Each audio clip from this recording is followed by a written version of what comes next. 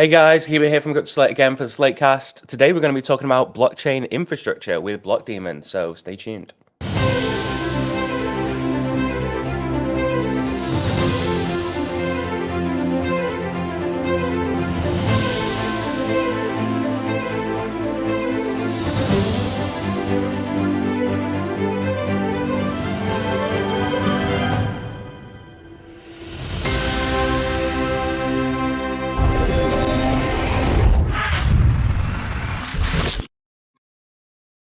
Okay, we're going to bring Glenn Wu in with us. I believe you're the head of sales at Blockdaemon, I believe. Is that correct? I'm the head of sales for APAC team. Okay. For Blockdaemon. What's the difference there? So we're a global team. So we Mm-hmm. have we're very decentralized, but when it comes to regional coverage, we have a team based out of the US, also Europe as well. And Mm-hmm. myself, I'm sitting in Singapore covering the APAC region. Okay, brilliant. I'm quite aware of the time difference there. I've been watching the international, which is currently being held over in Singapore, the Dota 2 tournament. So I've been getting up for Singapore time every day at the moment to try and That's catch cool. that. So yeah, it's great. So give us, for people that aren't aware of what Blockdaemon do you want to just give us a little bit of an overview? Yeah, sure. So Blockdaemon is a blockchain and infrastructure company. So we sit behind the scenes. So Hmm. as a retail crypto investors or crypto or blockchain enthusiasts, Hmm. you don't really see us. We're behind the scenes of the platforms that you usually interact with. And more specifically, what we do is we provide node infrastructure for these Hmm. companies. So what that means is we want to be kind of like a cloud providers for any companies that want to build on any kind of blockchain. We have the node support for them so that it's very easy and economical to set up their own nodes and to build whatever applications that they want to build on top of any kind of blockchain. So we currently have support for over 60 different blockchains right now, and Wow. we That's cool. call this business as a node as a service business. Hmm. And and also staking business is another bread and butter of Blockdaemon, Hmm. where the first the node infrastructure business is very, very important to be a good staking service provider. And Hmm. we currently run public validators for over 30 different proof of stake chains. And Hmm. we usually work with institutional players where we get big delegations, or we help exchanges and the likes to productize staking for their customers, so that they can actually support their customers to stake their assets to our validator nodes. So yeah, node infrastructure, staking business. And we also made some recent acquisition of companies that does fiat on ramp, fiat on our ramp. All So right. we Okay. can provide a simple widget on any kind of website for those that wants to quickly buy crypto and be involved in the crypto scene. Then Hmm. we have a product for that as well. And more recently, we acquired a company on the wallet infrastructure side called Oh Sepure, wow. and Oh yeah. it's a provider of a multi-party computation technology that allows different companies to sign crypto transactions, blockchain transactions, a lot more secure. Fantastic. So the first sort of question then from there would be, so how would you evaluate kind of the progress of blockchain infrastructure overall over the last kind of 18 months or so? Yeah. So one of the biggest difference, as compared to maybe 18 months or 24 months ago Hmm. in this space right now, is that there's a lot more chains, right? Hmm. So, there are a lot more layer ones, also layer twos as well, Hmm. bridges, that require, these institutional blockchain infrastructure. So from a support perspective, you probably went from, 20 chains to 60 chains, just in the matter of the past 18 months. Yeah. So, and everybody is talking about multi-chain as well. Like, Yeah. if you have an application that works well in a single blockchain, then you would also want to find other blockchains, other layer ones that has a lot of users and big adoptions as well, so that you can Hmm. also benefit from the user base as well as some of the other applications that are already built there. So we are kind of bridging that gap as well. So yeah, I think that's one of the most kind of like the highlights of from a support perspective on how we were able to expand really quickly in the Hmm. past 18 to 24 months. Hmm. Yeah, I've seen I've seen a lot. You recently acquired some quite big funding as well, didn't you? I believe. Yeah, I mean that's beginning of the year. Hmm. So we recently, not very recent anymore, but in the beginning of the year, we closed our Series C round. Hmm. Yeah, God, it feels like it was yesterday because I think I was in Paris at the time and I saw the news and that was quite impressive. So on that basis, then, given that what you're actually offering, why should projects offload core infrastructure to a third-party provider like yourself? Isn't that something that they should keep in-house? Yeah, they always have an option, right? And it's a matter of resources, and also it's a matter of principle as well. There are Mm. certain crypto enthusiasts that will basically choose to spin up their own node, like on their computer, and start building applications on top using their own nodes as well.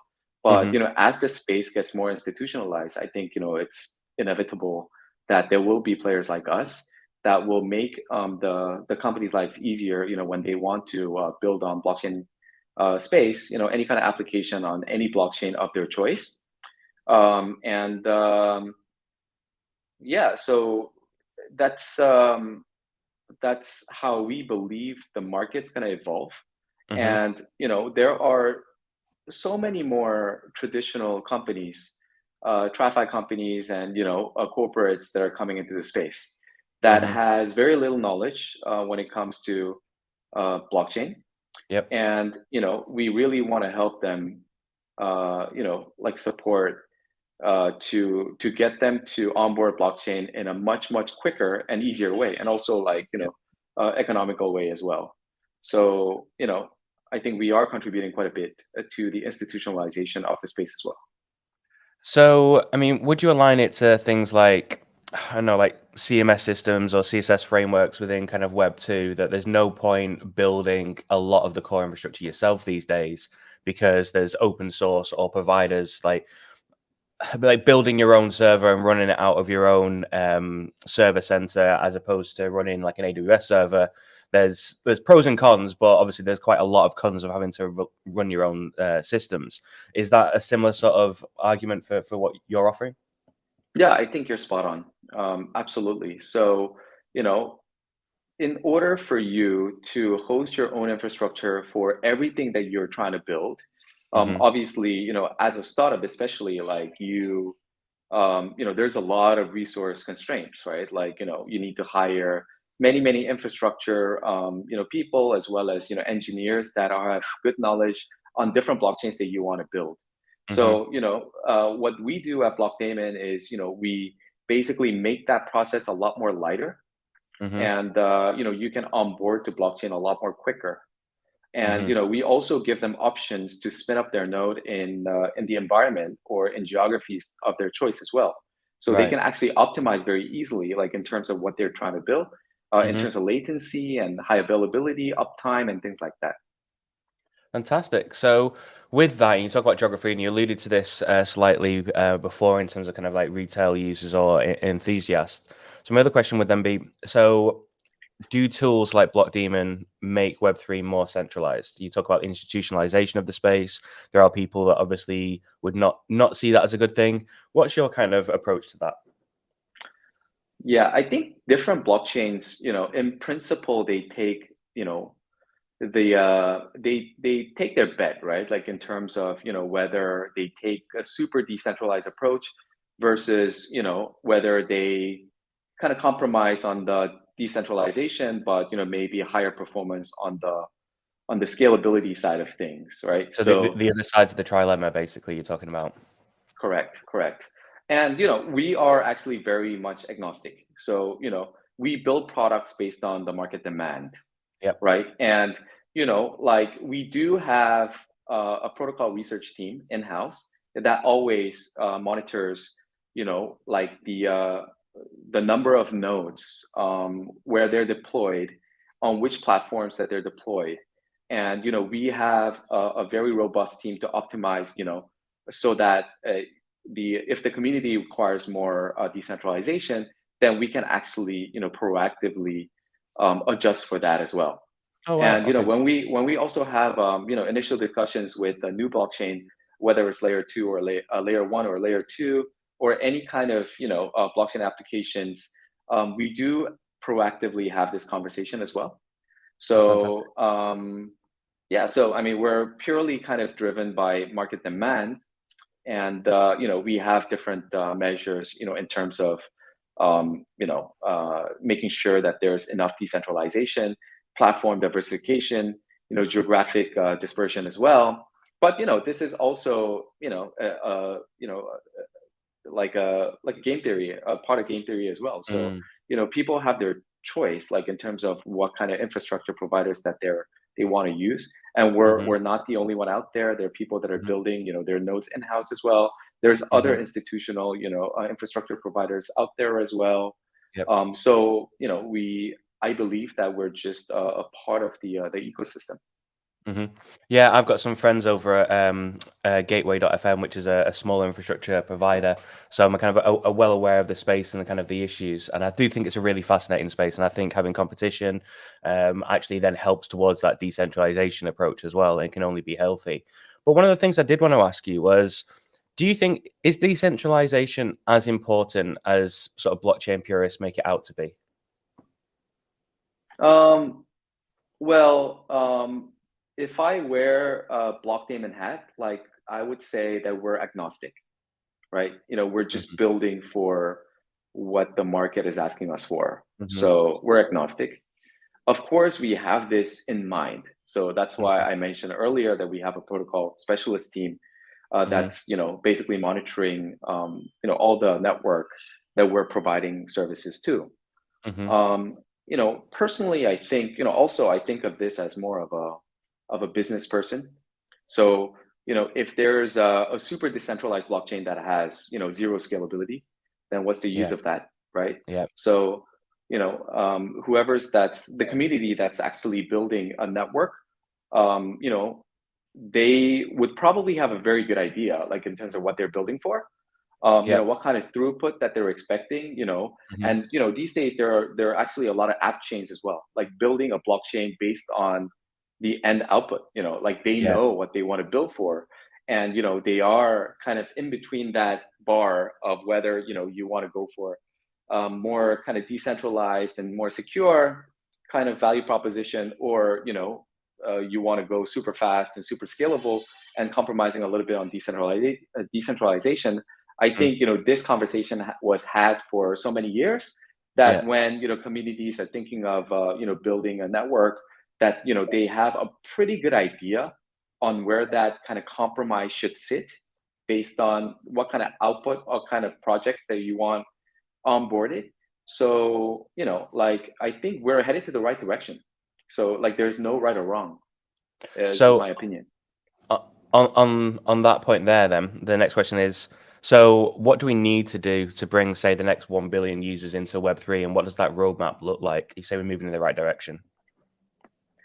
Yeah. So I mean, just what I see these days, in the market, something that is the most exciting and most interesting to me is GameFi, right? Hmm. So a lot of the existing Web2 gaming companies, they are building on top of blockchain, whether they're launching their own layer one or they're building layer two chains on top of other scalable blockchain solutions as well. But I Hmm. think they really are digital native, so they've been Yeah. building games for these digital native people to really enjoy in that environment, and they're trying to expand that experience using blockchain technology, Hmm. so that that experience itself could be translated in other type of use cases that the Hmm. same user may have. So say for example, like if you have a blockchain based game and you're a gamer and you love playing it, and by spending time in it, being smart in the game, like whatever the game nature of the game is, you get rewarded with items, NFTs, or maybe some fungible tokens for being a good gamer. Hmm. And basically, if that asset that you are able to accumulate through playing the game could be easily converted to something else, it could be converted into some cash point that you can use at 7-Eleven, for example, Hmm. or even paying bills or paying taxes. Then Hmm. that entire experience is gonna, in my view, is gonna work. it's gonna work. And especially in Asia, with very very young population that were born as digital native, Hmm. and having to use a lot of different digital payment and mobile experience, I think it really translates well to what is happening currently. A little bit more segregated right now because they're Web 2 mostly, so there's not a Hmm. lot of continuation of the user experience. But through these initiatives, GameFi is one of them. But what they can do from building out the game is to translate that experience to be relevant to other type of activities that you can have in the digital world. So Hmm. having blockchain as a fundamental behind the scene layer, Hmm. um, and giving a great user experience for the actual user of this network, I think we are on the right path. And in, I would say, the next couple of years, we will see like true use cases that are based on just the journey that I described just now. I, I I really agree with you there, especially within sort of Web3 gaming and the potential and how it opens up. I've been a gamer since I was 6. I've got plenty of games. We're just talking about Dota 2, the TI, the international that's on at the moment. I've got loads of skins in that game that I can get Steam credit for, and that's it if I was to sell them. And it would be very interesting. Like back in the day, there was a way to export them out, and Valve changed that. So I can definitely see Web3 gaming as being the next sort of impetus. But one of the things for me, and you sort of alluded to it slightly there, is do you feel that you said the phrase blockchain in the background? And I kind of think that that is one of the key things that the messaging around Web3 at the moment very much talks about smart contracts and blockchain and all the technology. The end user doesn't care. They care about their end products and what they're going to get out of it. Do you think that maybe the way that we talk about blockchain-based projects is maybe a little too technical at the moment for sort of mass adoption? Um, yes and no, right? So the the DeFi, the yield farming, the kind of technical knowledge that you have to actually access these kind of great products that were Mm-hmm. being built the past 24 months.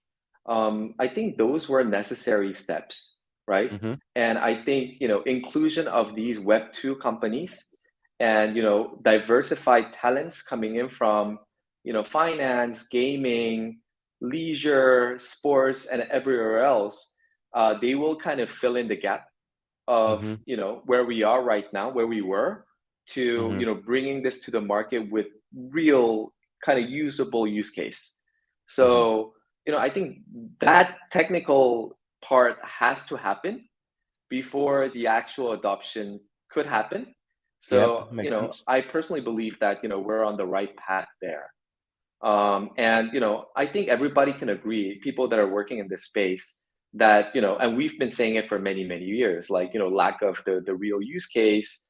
And I remember when I first joined the industry back 4 years ago, people were talking about like, oh, institutional custody, like everybody is just kind of these are like alphanumerical code that you have to exchange through Telegram or whatnot, and how is that even scalable? But Mm-hmm. after 4 years, I see a lot of these institutional players that provide institutional level services. So I can see definitely a lot of institutional adoptions coming in. Mm-hmm. But like blockchain, it doesn't just stop there. It's not just a financial tool. It's not just an institutional financial tool.